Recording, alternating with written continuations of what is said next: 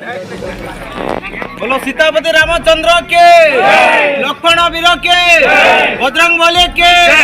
जय श्री राम, जय हनुमान। मोर ना दयानिधि साहू, ग्राम भुंडी मुहान।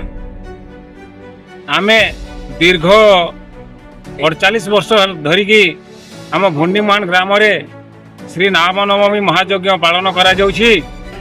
आउ एबे 7 दिन धरी तुलसी रामायण कार्यक्रम आरंभ पारायण पठन होता एवं आज पवित्र हनुमान जयंती उपलक्षे समस्त भुंडीमान ग्रामवासी तथा आखपाख अंचल सरगाड़पाली, कंकरा, पखाल, पल्लापिटा, मायाबरा, घुटुपाली पाखापाखि 10-15 खंड ग्रामर लोक मैंने आसिक कार्यक्रम टी साफल्य मंडित करिसेंती एवं प्रभु हनुमान करुणा लाभ करिसेंती।